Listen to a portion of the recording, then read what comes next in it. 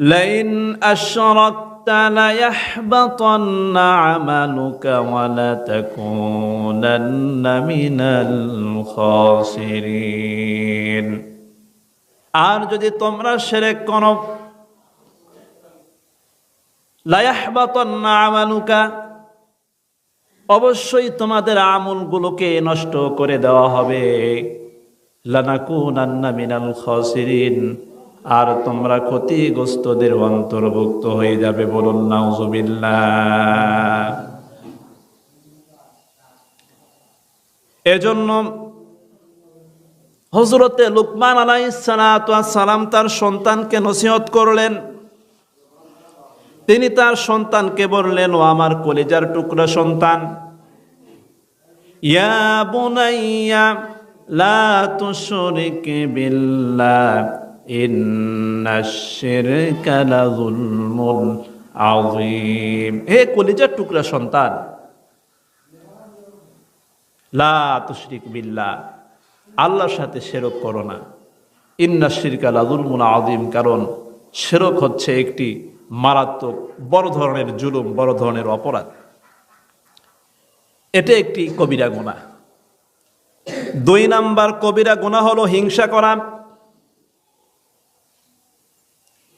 হিংসা এটা একটা কবিরা গুনাহ। এটা আমাদের অন্তরের একটা ব্যাধি। আমরা একে অন্যের সাথে হিংসা করে থাকি। এই হিংসা করার কারণে আল্লাহ পাক রব্বুল আলামিন আমাদের আমলগুলোকে নষ্ট করে দেন। আল্লাহ রাসূলের সম্পর্কে বলেছেন, ইয়াকুম ওয়াল হাসাদা ফাইন্নাল হাসাদা ইয়াকুলুল হাসানাতি কামা তাকুলুন নারুল হাতাব।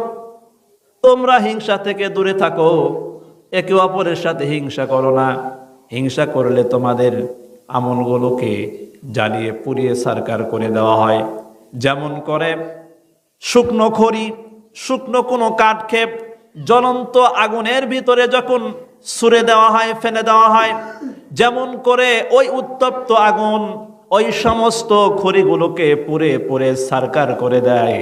যেই ব্যক্তি হিংসা করে, এই হিংসুকদের আমল নামাগুলোকে আল্লাহ পাক রব্বুল আলামিন নষ্ট করে দেয়। বলুন নাউযুবিল্লাহ।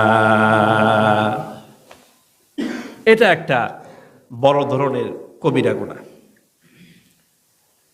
এরপরে আরেকটি কবিরা গুনাহ হচ্ছে টাকনুর নিচে যেই ব্যক্তিরা লুঙ্গি পরে, পায়জামা পরে, পুরুষেরা প্যান্ট পরে, এটা একটি কবিরা গুনাহ। এজন্য আমাদের সতর্ক থাকতে হবে। আমরা যখন আমাদের কাপড়টা পরব, আমাদের লুঙ্গিটা পরব, আমাদের পায়জামাটা পরব, তখন খুবই সতর্কর সাথে আমাদের পরিধান করতে হবে।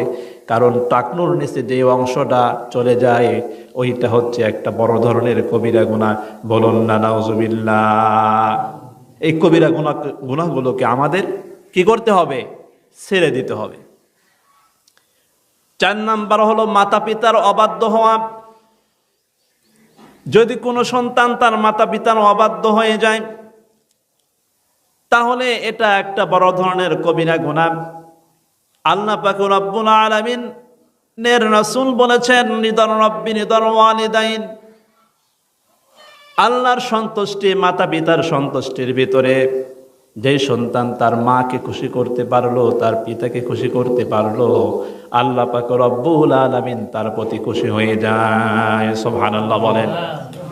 এজন্য আল্লাহ পাক রব্বুল আলামিন সূরা বনী ইসরাঈলের ভিতরে বললেন, অকদা রাব্বুকা আল্লা তা'বুদু ইল্লা ইয়াহু ওয়া বিল ওয়ালিদাইনি ইহসানা ইম্মা ইয়াবলুগান্না ইনদাকাল কিবারা আহাদুহুমা আও কিলাহুমা ফালা তাকুল লাহুমা উফফিন ওয়ালা তানহারহুমা وقل لهما قولا كريما।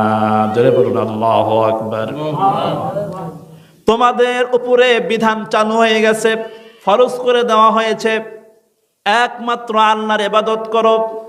আর আল্লাহর ইবাদত করার পরেই তোমাদের যেই একটি বড় ধরনের দায়িত্ব, ওটা হচ্ছে তোমার পিতা মাতার সাথে তোমরা ইহসান করো। যেমন করে ছোট্টবেলায় তোমার মা, তোমার পিতা তোমাকে লালন পালন করেছে, তুমি ছোট্ট ছিলে, তোমার কোনো কিছু চাওয়ার কোনো শব্দ ছিল না, চাওয়ার কোনো তোমার ব্যবহার ছিল না, ভাষা ছিল না, তুমি কাঁদতে, তোমার কান্নার আওয়াজ শুনে তোমার মা সমস্ত কাজগুলো ছেড়ে দিয়েছিল। তোমার মা তোমার ওই কান্নার আওয়াজ শুনে সমস্ত কাজ ছেড়ে দিয়ে সন্তানকে বুকে টেনে নিয়েছিল, আর তেনার দুগ্ধ তিনি পান করিয়ে তোমাকে শান্ত করেছে। শুধু তাই নয়, একদিন, 2 দিন, 3 দিন, এমনটি করে 10 মাস 10 দিন তোমাকে গর্ভে ধারণ করেছে। এরপরে তোমাকে 2.5 বছর পর্যন্ত দুধ দান করেছে, দুধ খাওয়াইছে। এত কষ্ট করে তোমাকে লালন পালন করলো। এই সন্তানকে লালন পালন করার পরে তোমার পিতামাতা যখন, পিতা অথবা মাতা উভয়ে যখন বার্ধক্যে পরিণত হয়ে গেল, বৃদ্ধ হয়ে গেল, আর কামাই করার ক্ষমতা নাই, সে আর খাটতে পারে না, তার আর টাকা কামাই করার ক্ষমতা নাই, তার একটু ভালো কিছু খাওয়ার জন্য মনে চায়, সন্তানকে লজ্জার কারণে চাইতে পারে না। সন্তানটা যদি বিবেকবান হয়, সন্তানরা যদি সুসন্তান হয়, তাহলে নিজের পকেট থেকে কিছু টাকা তার পিতার হাতে দিয়ে দেয়, বলে, আব্বা যান, আপনি বাজারে যাইতেছেন, একটু চা খান, একটু পান খান।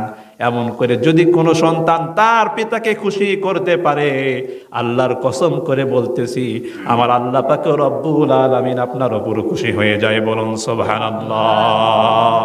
এজন্য আল্লাহ রাসূল বললেন, নিদর রব্বি নিদর ওয়ালিদাইন, মাতা পিতার সন্তুষ্টি আল্লাহর সন্তুষ্টি। যেই ব্যক্তি পিতামাতাকে সন্তুষ্ট করতে পারবে, আল্লাহও সন্তুষ্ট হয়ে যাবে।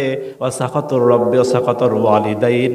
আর যেই সন্তান তার মাতা পিতাকে কষ্ট দিল, আল্লাহ পাক রব্বুল আলামিনকেও সে কষ্ট দিল। বলুন নাউজুবিল্লাহ।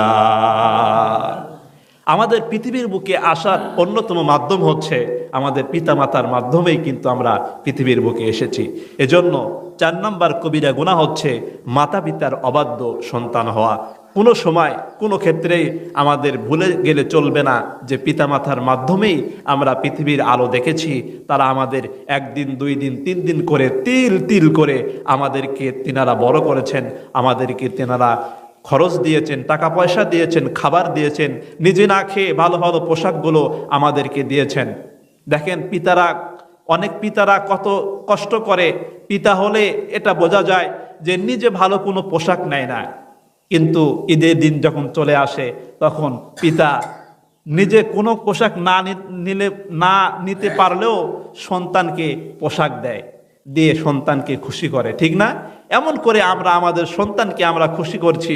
আমাদের পিতামাতাও কিন্তু এমন করে না খেয়ে না পরে আমাদেরকে পোশাক দিয়েছেন, আমাদেরকে খাদ্য দিয়েছেন।